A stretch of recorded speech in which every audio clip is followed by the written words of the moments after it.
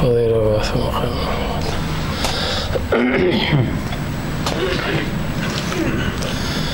إن الحمد لله نحمده ونستعينه ونستهديه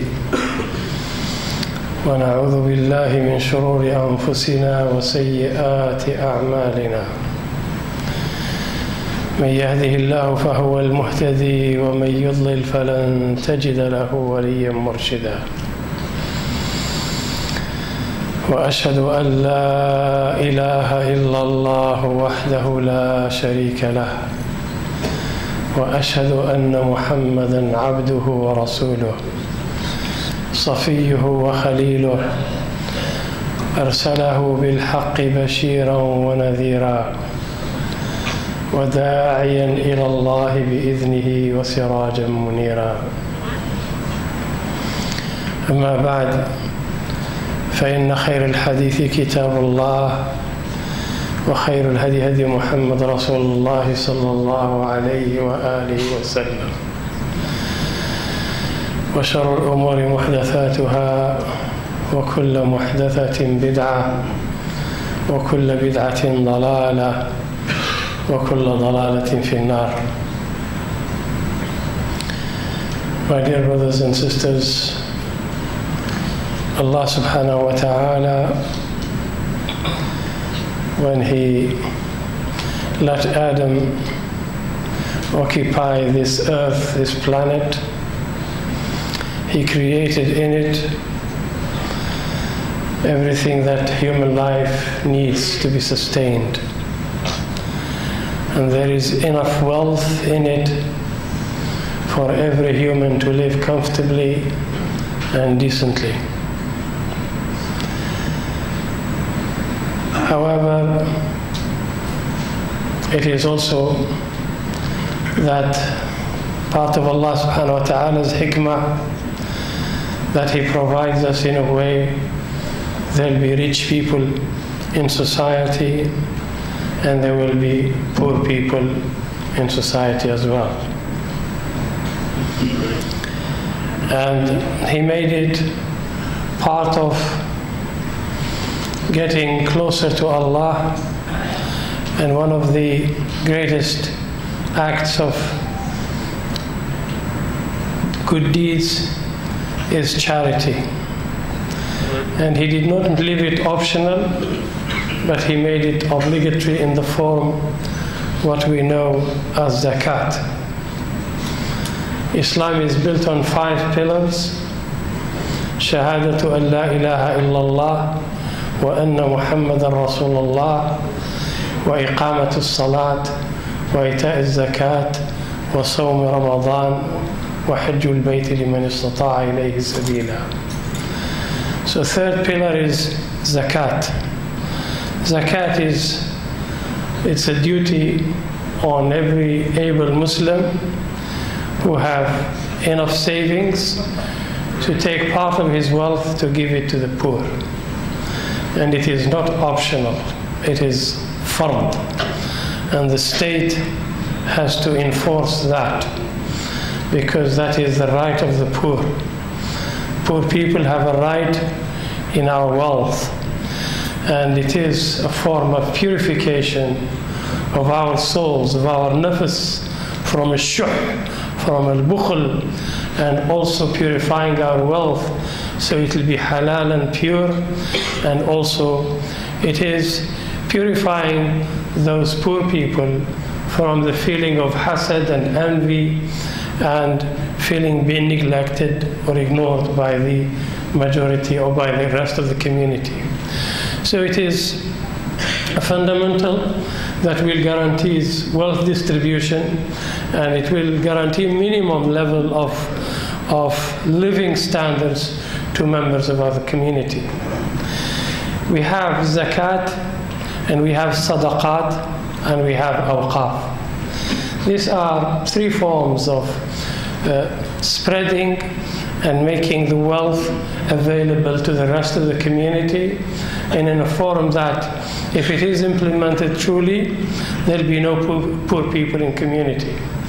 When Islam ruled the world, And under Islamic rule, at one time people were struggling to find a poor man to give him zakat.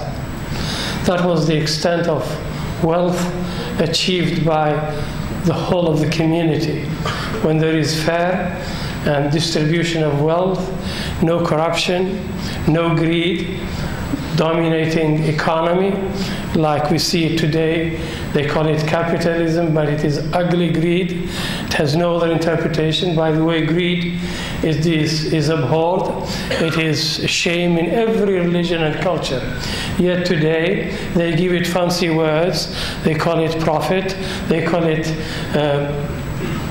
free market. Islam is with free market, but not free market that creates monopolies, that makes the wealth go into the pockets of few while the rest are getting poorer. And that is the situation today. In light of that, I am going to read to you some ayat, how Islam came to encourage its followers to think of the poor and to encourage them, to show them that giving a penny, giving a filth, giving a dollar, a cent, fi sabilillah, is better than anything you could save in an investment account.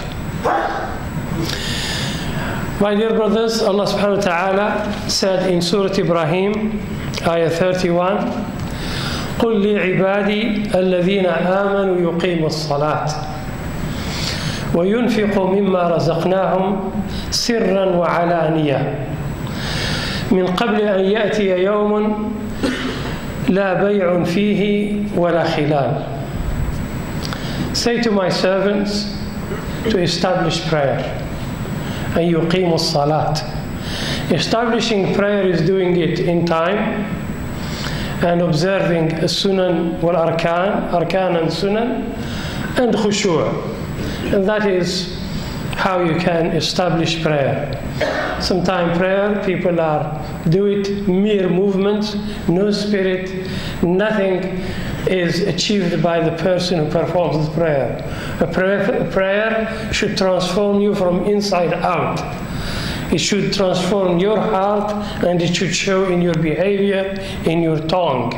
Al-Muslim, يعني من لا تنهاه صلاته, a person whom salat does not stop him from doing wrong things, really has no salat.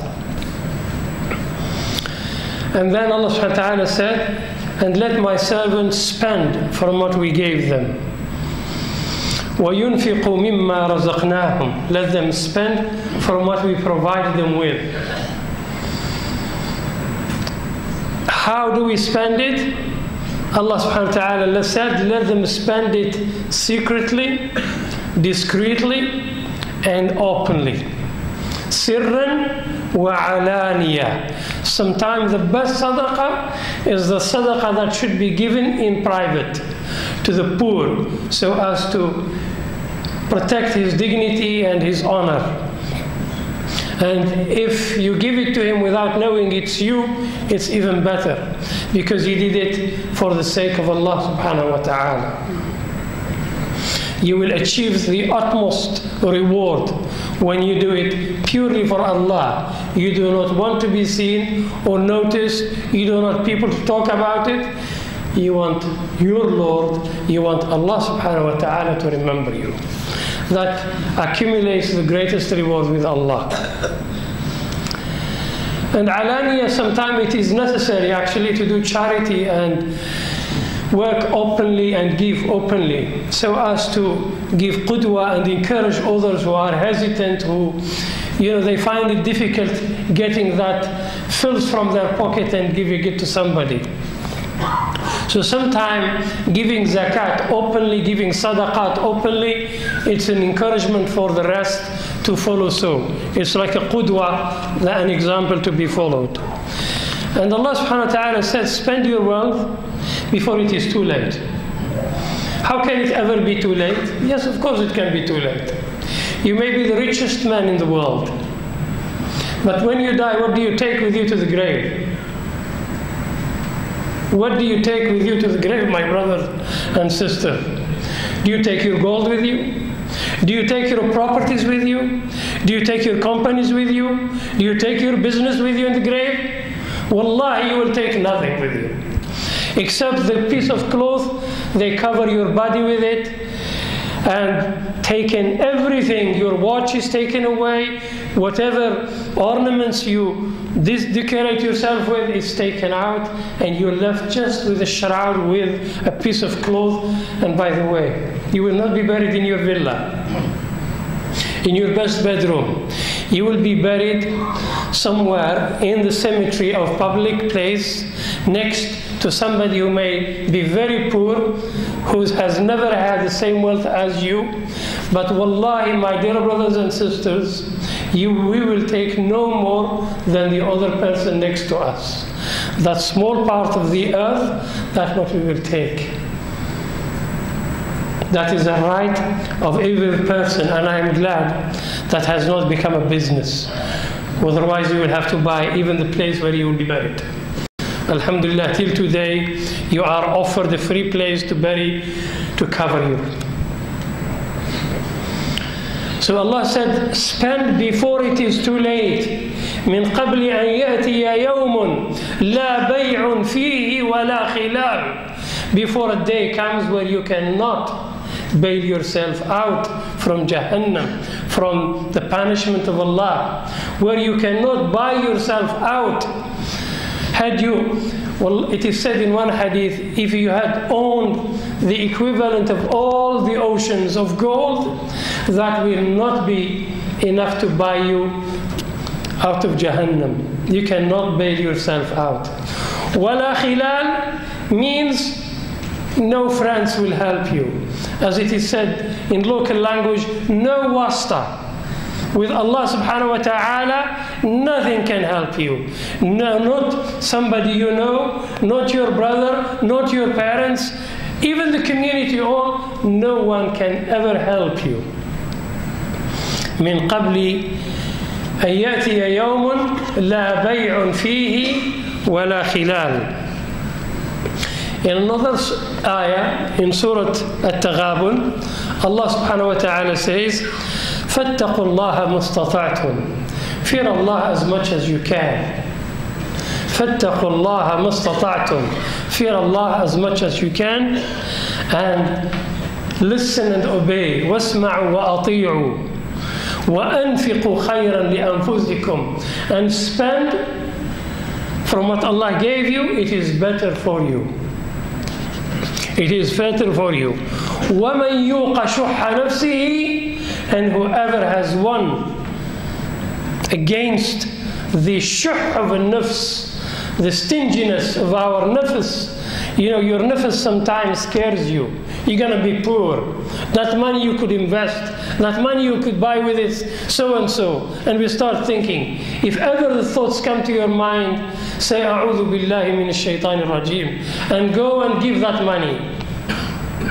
One day, Rasulullah sallallahu alaihi wasallam, as part of the Hajj ritual, Muslims sacrifice during the Eid al-Adha.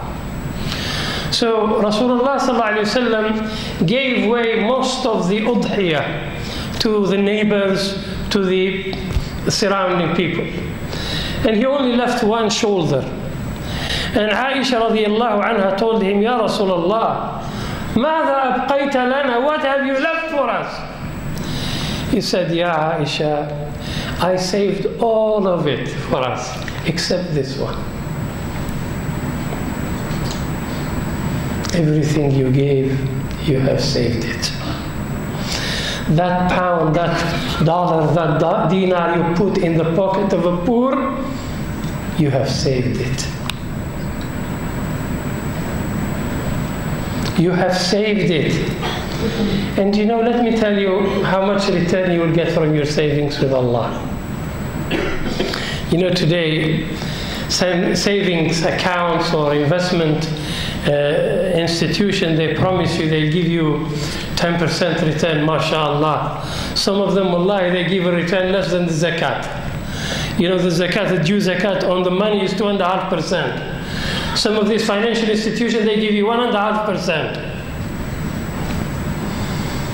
It's better you invest with Allah, believe me.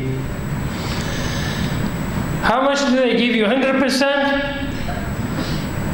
If that is possible, maybe, but still not as much. It does not match what Allah subhanahu wa ta'ala is promising His people, those who spend fi sabilillah. He says in Surah Al-Baqarah, ayah 261, مثل الذين ينفقون أموالهم في سبيل الله. Listen to this ayah.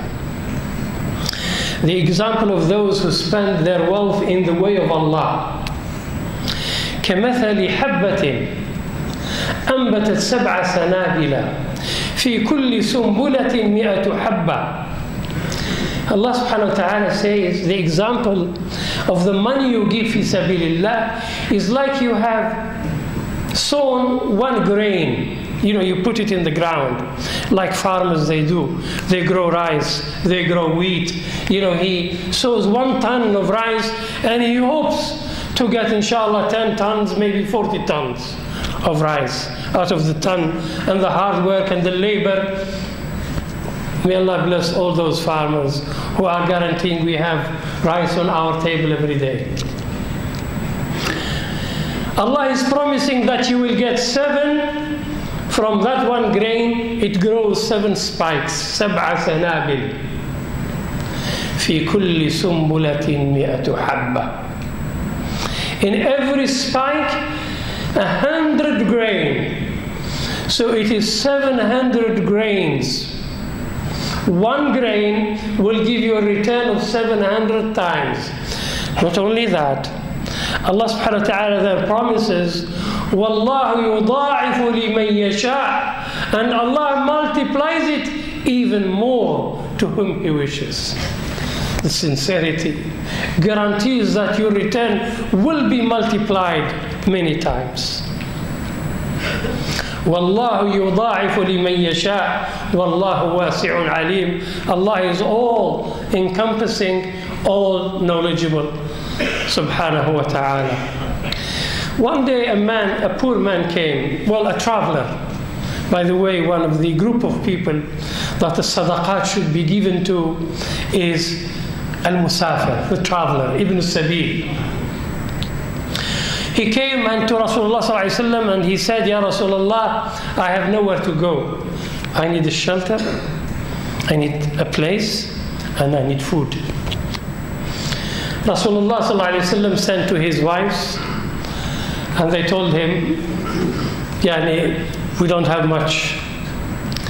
So then Rasulullah sallallahu alaihi wasallam wanted to offer the opportunity to one member of the Muslim community, and he said, who will host this guest, this traveler? One man raised his hand. He said, I'll do, Ya Rasulullah. He took him to his home and he told his wife, what do we have for tonight? She said, we only have this. It's barely enough for our children. He told her, it's okay. Keep the children busy until they sleep, and then please present the food to us and extinguish the light. And so we put the food in front of him and we all sit around the table, the man and his guest. And she did as he told, and the guest ate and had plenty. And he never knew that this family did not even have enough food for their children. Tomorrow when he met him, Rasulullah sallallahu alaihi wasallam, he told him, Ya hada, what did you do? The angels and Allah are are talking about you. What have you done? I said, not much, Ya Rasulullah, except this is what I did. And that was enough. Only 1 meal, 1 dinar meal, made the angels, Allah subhanahu wa ta'ala, remember that man and talk about him. What a great act he did. The sincerity, the sacrifice.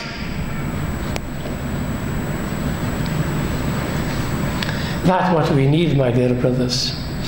Allah subhanahu wa ta'ala sometimes sends you an opportunity to do good deed.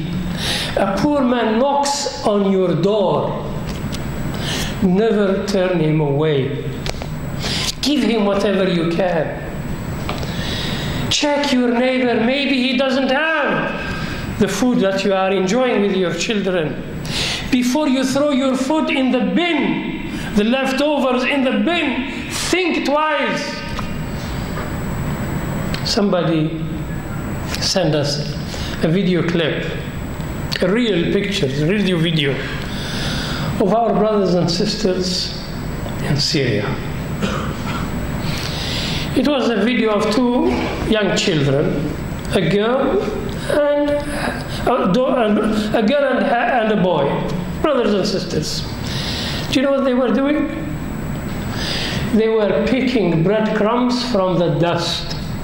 Wallahi, just like you see chickens do that. You know, when you see them, those wonderful children, may Allah bless them and extend in their life, that one day they will make a difference. They were picking breadcrumbs.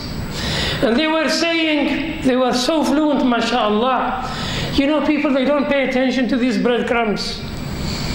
They don't know about it. There's a lot of food here on the floor. And they were picking it and eating it. Young boy, young girl, next time your mother presents you your food, say Alhamdulillah. Thank your mother and your father and appreciate what you have. There are boys and girls like you who cannot have a decent meal on their table. Why go far away?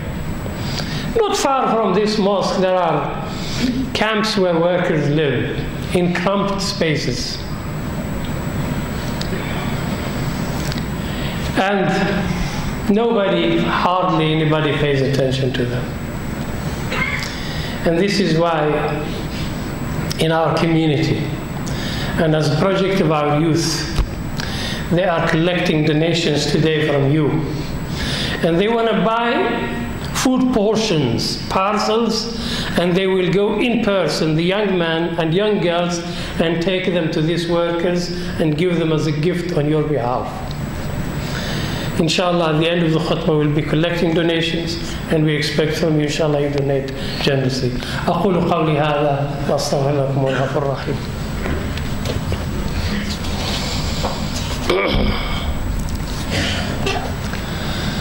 الحمد لله رب العالمين أحمده حمد الشاكرين وأصلي وأسلم على نبيه الأمين المبعوث رحمة للعالمين. My dear brothers and sisters, I read for you another hadith. He said, صلى الله عليه وسلم, ما منكم من أحد إلا وسيكلمه الله ليس بينه وبينه ترجمان فينظر أيمن منه فلا يرى إلا ما قدم ثم ينظر أشأم منه فلا يرى إلا ما قدم ثم ينظر بين يديه فلا يرى إلا النار تلقاء وجهه فاتقوا النار ولو بشق تمرة أو كما قال صلى الله عليه وسلم. He say on the day of judgment, Allah will speak to every one of us without any translator in between. A person would look on his right hand side and he will see his deeds, and he will look on his left hand side and he will see what he has done in this world. And then he looks ahead of him, in front of him, and he will see hellfire, blazing hellfire. Then Rasulullah sallallahu alayhi wasallam said, save yourself from hellfire even with a half of a date. وَلَوْ بِشِقِّ تَمْرَةٍ. Tamra is one date. You know date, you live in this country. Date. Even if you donate one half, you share one date with another person, that could save you from hellfire, my dear brothers and sisters. Oxfam have published a report, and I found it interesting, it's relevant to our topic. In their report, they showed the the differences of wealth, how wealth is so accumulated in few hands. They said in their statistics, 85 persons in the world, their accumulated wealth is equivalent to the wealth of 3.5 billion persons in the world. 85 persons in the world, they have a wealth equivalent to 3.5 billion poor human being in this planet Earth. And then they said 1% of world population, they own 50% of world's wealth.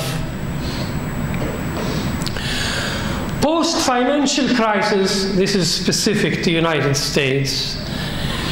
He said, post-financial crisis, 2009, the revenue came to the country, went to 1% of US population, and 99% of the people went poor. It is not my claim. This is Oxfam report.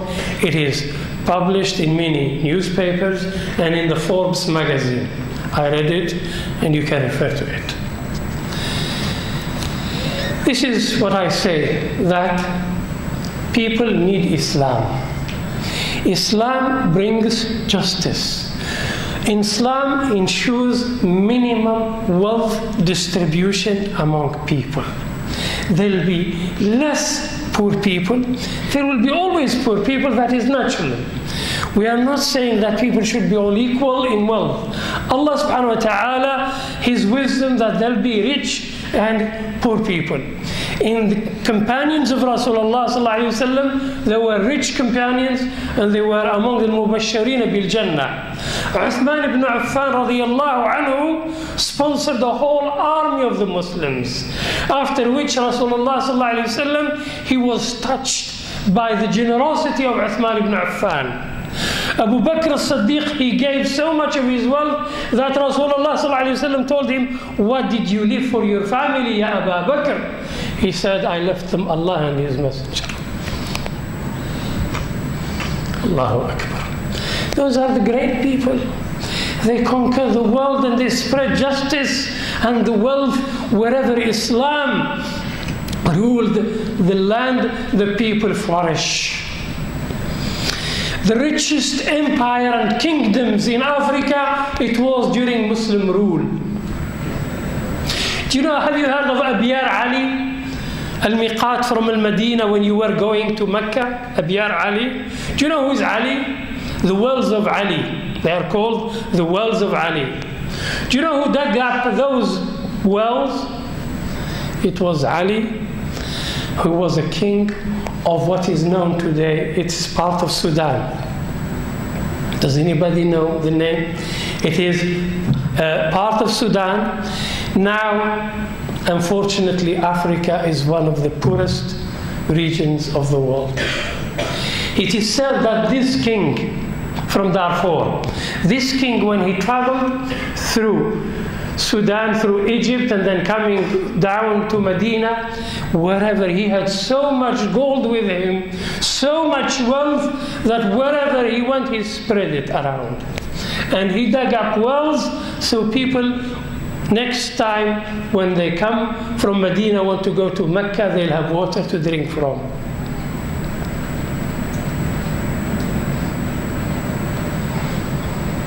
The subject is long. Inshallah, we'll cover it in another khutbah.